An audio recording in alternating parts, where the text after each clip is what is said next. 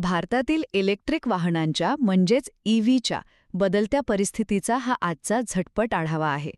गेल्या वर्षी ईव्हीची विक्री 84% वाढून थेट 2 लाखांवर गेली, पण आता सवलती आणि टॅक्समध्ये जे अचानक बदल होत आहेत ना, त्यामुळे या सुसाट वेगाला कसा ब्रेक लागू शकतोय हे आपण पाहणार आहोत.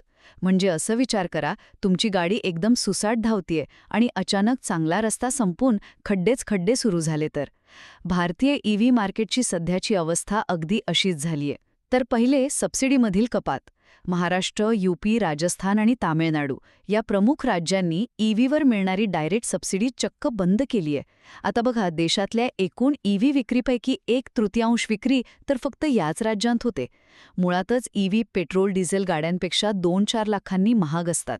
मग असा मोठा डिस्काउंटच जर काढून घेतला तर सामान्य माणूस एवढी महाग गाडी घेईलच का? दुसरे म्हणजे नव्या टॅक्सचा बोजा. एकीकडे सवलती बंद होतायत, तर दुसरीकडे कर्नाटक आणि मध्य प्रदेशने ईव्हींवर 4 ते 10% नवा रोड टॅक्स लादलाय. म्हणजे एका हाताने द्यायचं आणि दुसऱ्या हाताने काढून घ्यायचं. यामुळे ग्राहकांचा तर नक्कीच गोंधळ उडणार ना. आणि शेवटी धोरणातील अनिश्चिततेचा धोका. हे नियम असे वारंवार बदलत राहिले तर ग्राहकांचा आणि कार कंपन्यांचा बाजारावरचा विश्वास अगदी उडून जाईल. खरंच विचार करा, नियम जर असे रोज बदलणार असतील तर कंपन्या अब्जावधी रुपयांची मोठी गुंतवणूक तरी का करतील?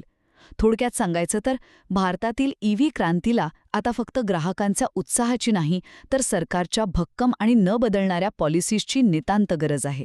लक्षात ठेवा, योग्य धोरणांशिवाय स्वच्छ भविष्याचा रस्ता कायमच खडतर असतो. तेव्हा नेहमी अपडेटेड रहा आणि हुशार बना. हा व्हिडिओ पाहिल्याबद्दल धन्यवाद. कृपया लाईक आणि शेअर करा आणि अशाच इंटरेस्टिंग व्हिडिओसाठी आमच्या यूट्यूब चॅनलला नक्की भेट द्या.